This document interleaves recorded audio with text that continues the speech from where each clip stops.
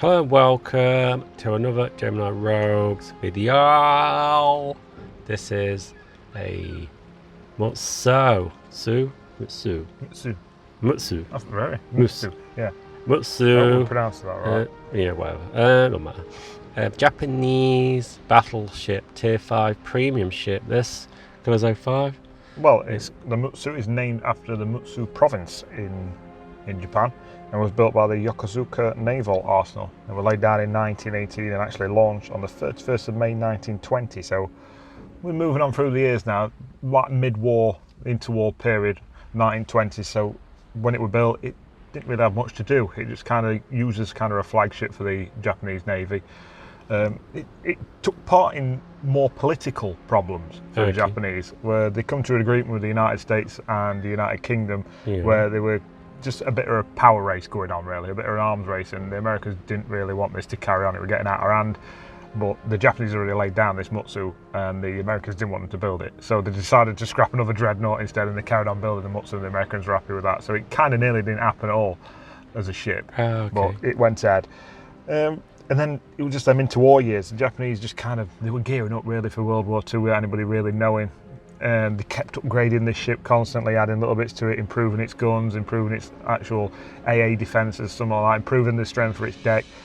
The ship on the game isn't actually as strong as what it were when it finally, in its final form. I was just about to ask that. Which one have we got? That's where we come to. It's Nagato class. But the Mutsu we get in the game is more of the World War I era.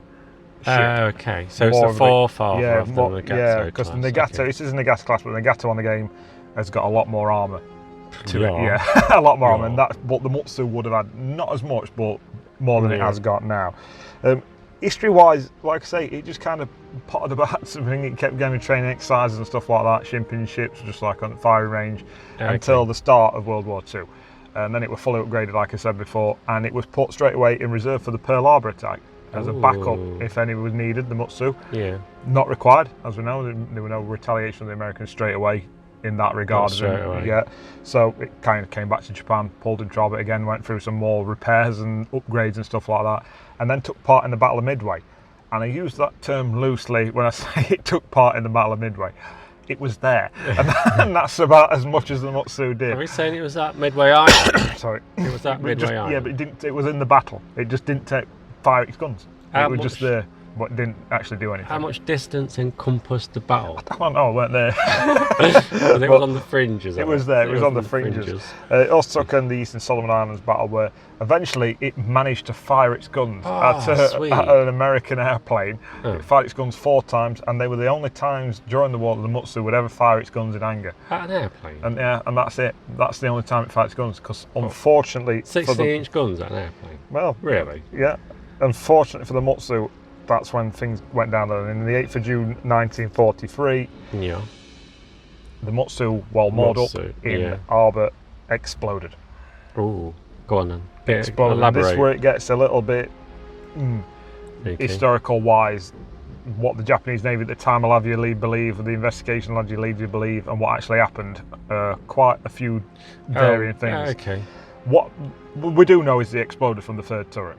Okay. What we don't know is what caused that. There's been many investigations. I mean, there was a lot of people on board. I think there was a crew aviators, young aviators, about 130, I think, and about 40 instructors as well. So it was overloaded with crew. About 1,400 people and above on board.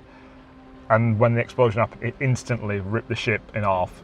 And obviously, the water went in pretty quick in this scenario. And 1,000 plus people died. 1,121 died, lost their lives.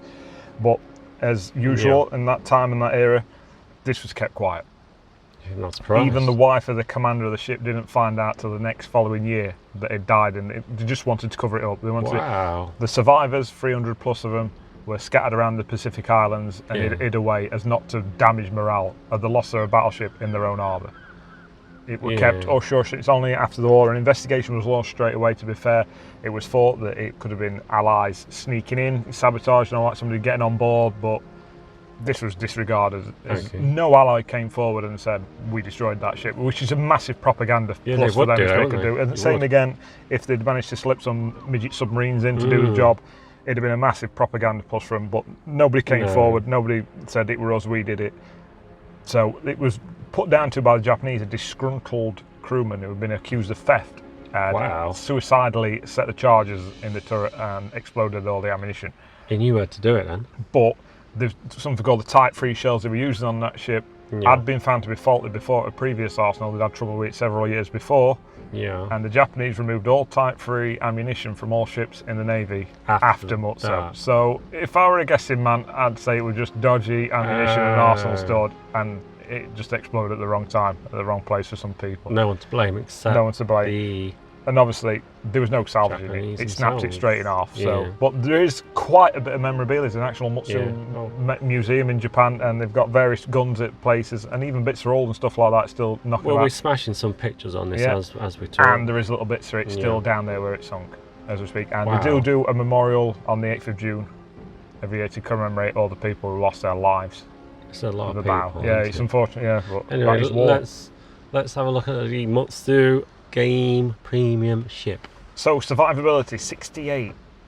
This is a battleship, we've got to remember. That's quite a lot. Mm, Doesn't reflect the tinniness of the Yeah. armour, does it? Does it reflect it? Because look, you got 300 mil at some point. I'm not sure where that 300 mil is. I Because think the Negato's got 289mm plates in certain areas, so I'm just wondering if it's like I say, plate-wise, not okay. a full-scale date-wise. it might be covering the Citadel, Amarex, whatever you want to call them. The guns, the 410mm 3-yard type guns, 16.6 kilometre range, Yeah. fantastic range. Look at that reload, man. 30 seconds, 180 degree turn of 39.1 seconds. HE 6,500, 30% chance of it's fire. Not bad. I do Not use bad at all. HE a bit, man. The AP shells, they do 1,300, but Yeah. 13,000, but the 30,000. penetration is hit and miss. You could struggle with the AP shells to get penetration on Shall some we of the bigger say battleships you you need come to across. hit it first before you pen it? Yeah. Hit it. It can be, that is an issue. It does carry torpedoes, you can see there. Two on each side. 21 second reload, 6 seconds Yeah. of turn, and a maximum damage of 10,833. The Yeah, tactical range of 1.2 as well. 7 kilometres isn't bad. 7 Ain't bad at all. kilometres and 57 knots. Yeah. Just So, near the do way, we you, don't have to write home do about. you use yours as defensive or aggressive? Defensive more than anything. It's not something I look to get, because you have to get quite broadside to use Yeah, these as the well, so angle- they're more a defensive Yeah. for bit me, cute, isn't it? torpedo. I mean, Well- if you get this isn't armoured up enough, Yeah. I don't think, to go at full ball using them aggressively. You don't. No. Yeah. You shouldn't And do it really. The AA guns are pretty poor. Yeah. It's not there the is- best at AA defences. The thing is, when the carriers come in, there's a The way Mutsu's of going to struggle. no, you group. You have to go out in a group. You have to group your Yeah. AAs. That's what I'm saying. Speed 24.6, 700 centimetres. I don't often see Circle that. radius. Can you turn it? No, when you Yeah. turn, you wash your speed off. So And a shift 26. time of 14.4 seconds. you do So feel that. he's not. He was one of the quickest at the time, the Mutsu, as a battleship. That's what the Japanese were probably impressed with it for, but it doesn't feel that way when you play it on No, the game. it doesn't really. Concealment is pretty poor for it. It does get spotted quite easily. Yes. But it is a battleship, so it's Yeah, not it's exactly big. a stealth It's not machine. small. Look at that smoke detected in smoke. 14.2. Yeah. It's actually further than. That was 14 for the by sea. Yeah. 14. What's that? I don't know. We'll leave it at that. Here we go. Killers of 5. This is my game. Yeah. Actually, my game. But you have played this. Yeah, I have played the Mutsu. There is another Mutsu there. You've got in your sights. Like I say, the gun range is fantastic, but you've already glanced across it briefly. Hitting them's a problem. Here's an example of it. Do we hit him? Do we hit The him? dispersion can't. It's Japanese. It's just they're not that bad. Not bad, actually. Not bad for that. No. Oh, we hit it? Oh, we No, got we one- did. one We got went one in. in. Got One one went in. Yeah, nice one.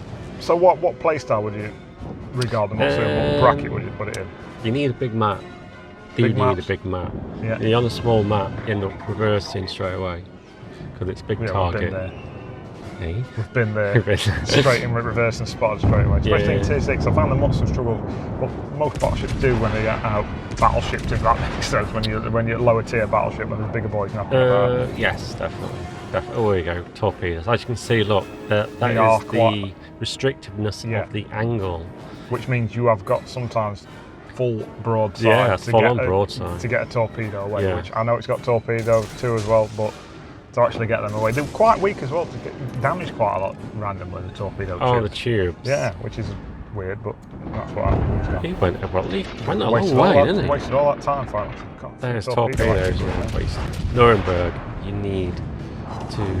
Oh, a Citadel then. I was just about to say you need to fear them, even if you're in Tier 5 games. Yeah. With fast manoeuvring ships, you do suffer from. I mean, that's a perfect example of the torpedo angling. Yes. It is full broadside to you. Yeah, I end up having to point at this island. This is what I was on about the other day. Yeah. To actually launch them where I want them to go. Yeah. I've got to head towards this island, which isn't good because the rudder shift is quite... 14.4, I think, I believe, off the top of my head. Also, another thing I find is the planes doesn't stop up. Does not stop up. By the time it's took off, it's coming back down again. So you've got a few though. You've got 3. Yeah. You've only got to wait 2. So two comes out again. There are got a bit, 2, isn't yeah. Yeah, but look how close he is. And now you've got the Dispersion's Ireland not problem. too bad. Yeah, I had to I do aim. prefer this one than the Graf Spree guns in the fact of you've got 4. Yeah. So you've got more chance of the range finding shot to eliminate any problems of missing. Yeah, but Graf Spree is a pocket battleship. Oh, 2 gone in. It's a cruiser actually. Yeah, so I mean, you know, with the gun firing system. Oh, okay. Look at them. Oof. That's a big old dispersion to say we're not that far away. No, we'll just miss that island. At least I got those torpedoes and it was worth it. And the actual reload's pretty quick because if you bear in mind I did actually fire them at him a while ago. Yeah. I do actually need to use them again. It's coming quick. He's not actually firing at it for some reason, which is... handy for you. You would think he would do, wouldn't you, seeing as I'm right next to him? Well, sometimes you're still racking the damage. I mean, look at the guns, they're not.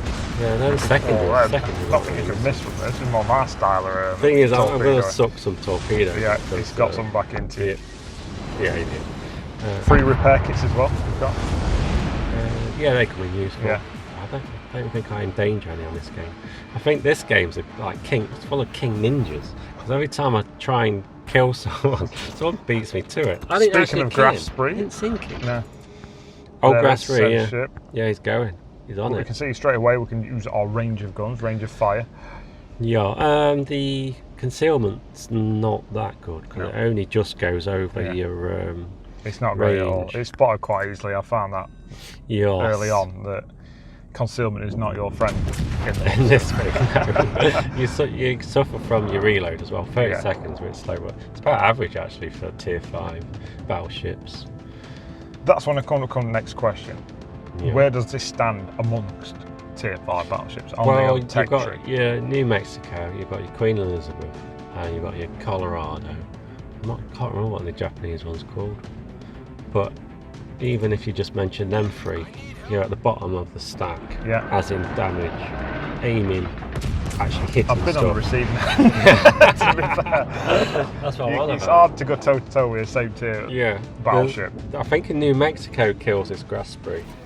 But look at the grouping of his shots when he actually does it. Yeah. Look at the grouping of mine, which is dispersion, which lets his ship down a lot actually. It is very frustrating. I think it's down to RNG. If the RNG wants you to hit it... I'd like to think this would be a nice battleship. Someone who likes to literally sit around the edge of the map and just fire in.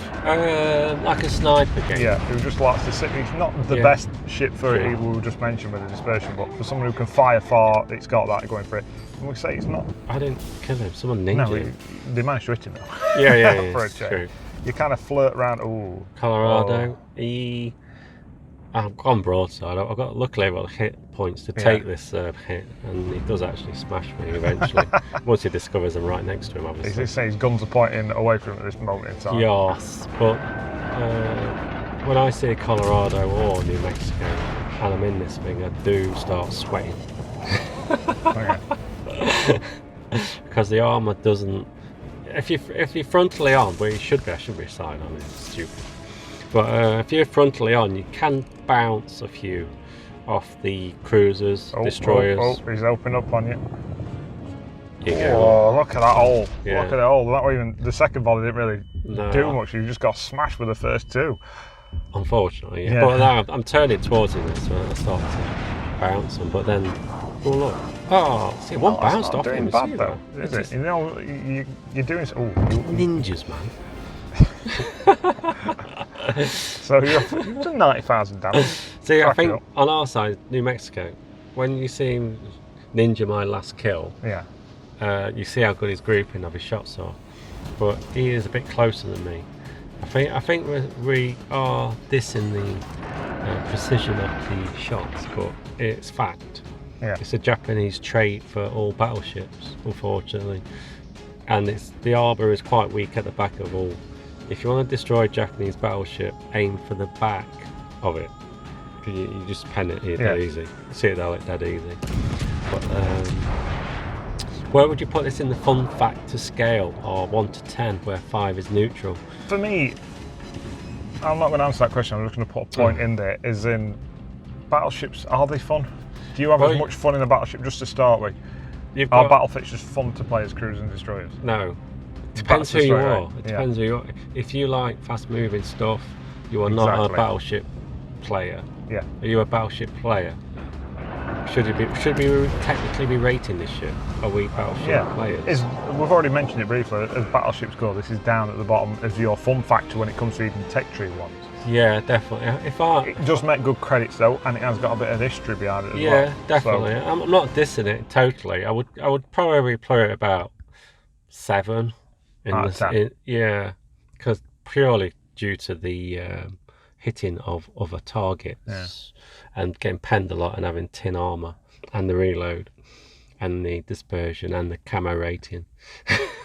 Apart from that, there's no negatives really, to be fair, but it's all right. That's it then, Killers 05.